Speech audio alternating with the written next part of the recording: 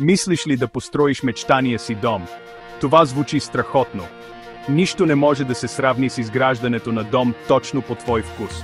Точно както си го представил.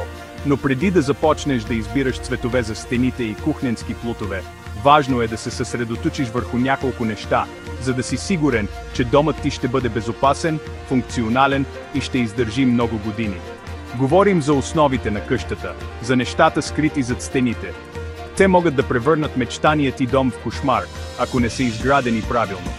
През следващите няколко минути ще ти представя 10 ключови неща, които трябва да направиш правилно, когато строиш мечтания си дом.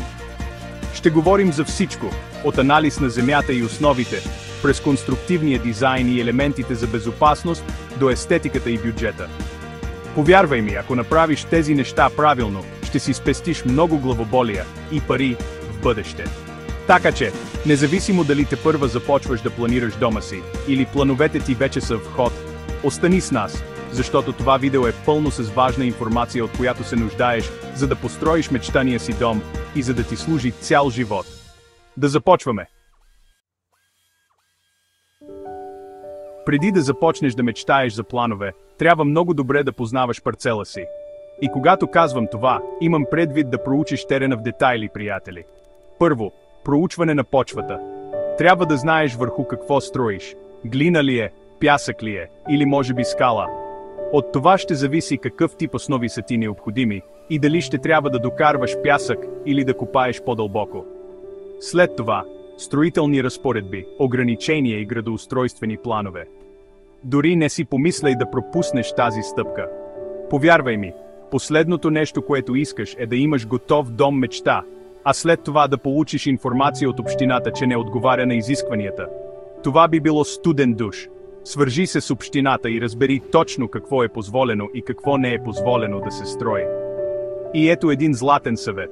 Помисли за пътя на слънцето. Знанието къде изгрява и залязва слънцето ще ти помогне да позиционираш дома си така, че да използваш максимално естествената светлина и да спестиш енергия. И обърни внимание на дърветата или други постройки, които могат да хвърлят сянка върху имота ти. Идеята е да работиш с терена, а не да се бориш с него. А сега, нека поговорим за сърцето на вашия дом. Етажния план. Тук ще направите така, че пространството да отговаря на вашия начин на живот. Помислете как се движите през деня, как използвате всяка стая и как искате тези стаи да се свързват помежду си. Започнете с разделянето на обществените от частните зони. Едва ли искате гостите ви да минават през спалнята ви, за да стигнат до банята, нали? Дръжте общите пространства, като всекидневната, трапезарията и кухнята, близо едно до друго, а спалните поставете в отделно крило. А щом говорим за движение, помислете за трафика. Уверете се, че има ясни пътеки между стаите и избягвайте тесни места, които биха могли да създадат задръствания.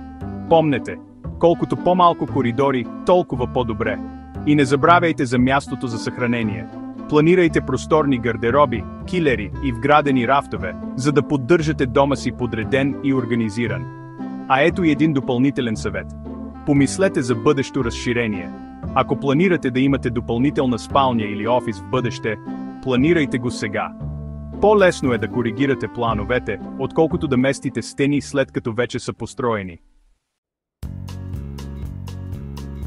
А сега да поговорим за основите, гръбнакът на целия ви дом. За едноетажна къща, плитката основа често е достатъчна и по-добра за портфейла ви, но не пестете от качеството на материалите или изработката. Здравата основа е в основата на всичко. Уверете се, че имате добър дренаж около основите, за да предотвратите натрупване на вода, пукнатини и още по-лошо – наводнения. Отличната хидроизолация е безценна. Повярвайте ми, сам съм виждал как водата може да съсипе един дом. И не забравяйте за изолацията. Изолацията на основите ще поддържа дома ви топъл през зимата и хладен през лятото, спестявайки ви пари от сметките за енергия. Това е печеливша ситуация за всички. Запомнете, това е основата на вашия дом и трябва да се уверите, че е здрава и издръжлива. Не пестете от нищо тук. Глава 4. Конструкция, здравина и стабилност. Сега нека поговорим за скелета на вашия дом. Това, което държи всичко заедно. Ще ви трябва строителен инженер, който да проектира сигурна и стабилна система. Той ще реши къде да бъдат носещите стени, тези, които поддържат тежестта на покрива и етажите, и ще се увери, че са правилно подсилени. След това, нека поговорим за армировката. Искаме да сме сигурни, че вашия дом ще издържи на всичко, което природата му поднесе. Това означава да използвате висококачествен дървен материал или стомана, или бетон, в зависимост от вашия регион и строителните норми. И не забравяйте за покрива. Неговият дизайн трябва да отчита местния климат, дали имате много сняг, силни ветрове или палещо слънце. Един добре проектиран покрив ще пази дома ви години наред. Глава 5. Материали. Изберете качество и издръжливост. Добре, сега да поговорим за материалите, от които ще бъде построен вашият мечтан дом. И помнете, не всички материали са еднакви. Това е като да избирате пирожки. Едни са по-добри, други по-лоши. Трябва да изберете такива, които са трайни, здрави и най-вече подходящи за нашия български климат. Що се отнася до външните стени, можете да избирате между тухла, дърво, мазилка или сайдинг. Всеки вариант има своите плюсове и минуси, така че направете добро проучване и изберете това, което най-добре отговаря на вашия бюджет, вкус и, разбира се, времето в България. А материалите за покрива са също толкова важни, ако не и по-важни. Все пак, това е над главата ви, както се казва. Битумните керамиди са популярни, но можете да разгледате и метални керамиди, керамични керамиди или дори шисти, ако мечтаете за нещо по-луксозно и с планински привкус. И отново, помислете за нашия променлив климат и за цялостния вид на къщата. Ще пасне ли на останалите сгради, или ще бъде като бяла врана? И да не забравяме подовете. Все пак по нещо трябва да се ходи. Дървените подове са класика и са много издръжливи, но можете да разгледате и ламинат, плочки или дори бетон за по-модерен лофт стил. Когато избирате материали, помислете за тяхната издръжливост и колко дълго ще ви служат. В крайна сметка, не стройте къща за малко, а за години, като замък във Велико Търново. Местно произведените материали са чудесен избор, защото намаляват транспортните разходи и са по-екологични. Да подкрепяме своите. И винаги, когато е възможно, търсете екологични варианти. Природата ще ни благодари за това, а ние ще имаме чиста съвест. Глава 7. Естествена светлина и вентилация. Дишайте лесно. Нека си поговорим как да направим дома светъл и проветрив, с много естествена светлина и добра вентилация. Повярвайте ми, това прави огромна разлика. За да се възползвате максимално от естествената светлина, започнете с правилното разположение на прозорците. Прозорците, гледащи на север, са идеални за мека равномерна светлина през целия ден, докато прозорците, гледащи на юг, пропускат повече топлина през зимата. И не забравяйте за вентилацията. Добрата циркулация на въздуха е от ключово значение, за да се предотврати натрупването на влага, която може да доведе до мухъл и плесен. Инсталирайте вентилатори в банята и кухнята. И помислете за отваряеми прозорци или капандури, за да създадете напречна вентилация. Добре проветреният дом е здравословен дом, толкова е просто. Нека поговорим за непризнатите герои на всеки дом, основните инсталации и комунални услуги. Това са нещата, които често приемаме за даденост, но ако спрат да работят, липсата им веднага се усеща. Първо, електричеството. Уверете се, че имате достатъчно контакти, подходящо осветление и таванни вентилатори, които отговарят на вашите нужди. И не забравяйте за външното осветление, което повишава безопасността и ви дава спокойствие. След това, водопроводът. Това включва всичко, от водопроводни тръби до канализационни и дренажни системи. Уверете се, че системата е правилно проектирана и инсталирана, за да предотвратите течове, запушвания и повреди от вода. И ето един допълнителен съвет. Помислете за събиране на дъждовна вода. Това е чудесен начин да пестите вода и да намалите сметките си за комунални услуги. Глава 8. Функции за безопасност, спокойствие. Добре, сега да поговорим за функциите за безопасност, защото спокойствието е безценно. Първо, пожарна безопасност. Уверете се, че имате детектори за дим на всеки етаж от дома си и във всяка спалня. И един пожарогасител в кухнята никога не е излишен. След това, сигурност. Инсталирайте здрави врати и прозорци с добри брави. Може дори да помислите за инсталиране на алармена система за още по-голямо спокойствие. И не забравяйте за ежедневните опасности. Монтирайте парапети на стълбите и използвайте неплъзгащи се постелки в банята. И се уверете, че домът ви е добре осветен, за да предотвратите спъвания и падания. Глава 9.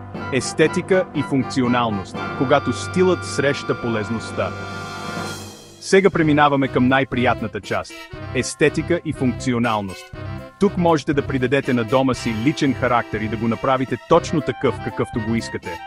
Когато говорим за интериор, помислете за създаването на координиран вид, който плавно преминава от една стая в друга. Изберете си цветова палитра и се придържайте към нея. И не забравяйте, че светлите цветове могат да накарат една стая да изглежда по-голяма и по-светла. Не се страхувайте да смесвате и съчетавате различни текстури и материали, за да създадете интересен вид. А когато избирате мебели, помислете както за стила, така и за функционалността. Удобен диван и голяма маса за хранене са задължителни за всеки дом. И не забравяйте външните пространства. Помислете да добавите тераса, вътрешен двор или градина, за да разширите жилищното си пространство. Това е чудесен начин да се свържете с природата и да се насладите на чистия въздух. Глава 10. Бюджет и време. Как да се придържаме към плана? Нека си поговорим за нещо, което всички обичаме – за бюджета и времето. Строежът на къща е голямо начинание, затова солидният бюджет от самото начало е ключов. Започнете с събиране на оферти от различни доставчици и строителни екипи. Не забравяйте за разходите за труд, материали, разрешителни и инспекции. И заделете малко пари за непредвидени разходи. Това е вашата касичка за изненади. Повярвайте ми, винаги изкача нещо. Както се казва, всяко нещо си има цена, а в строителството често всяко нещо си има по-висока цена. Щом имате бюджет, придържайте се към него като репей за кучешка опашка. Примамливо е да добавяте всякакви екстри към къщата, но това може да струва скъпо. И накрая, бъдете реалисти относно времето, необходимо за строежа. Строежът на къща не е шега, така че не очаквайте да бъде готова за един ден. Това не е будка за сладолед. Бъдете търпеливи и организирани, и най-важното, насладете се на това пътешествие. Накратко, стройте с увереност. И това е всичко. 10 ключови неща, които трябва да имате предвид, когато строите мечтания си дом. От проучването на земята и основите, до въпросите за безопасността и естетиката. Всеки елемент е важен, за да бъде вашият дом не само красив, но и безопасен, функционален и издръжлив. Като имате предвид тези ключови моменти, ще успеете да построите красив, безопасен и функционален дом.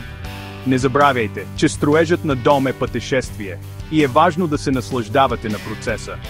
Не бързайте, проучвайте внимателно и не се страхувайте да поискате помощ, когато имате нужда от нея. И най-важното, насладете се на създаването на уникално и прекрасно място за себе си. Успех с вашия строителен проект!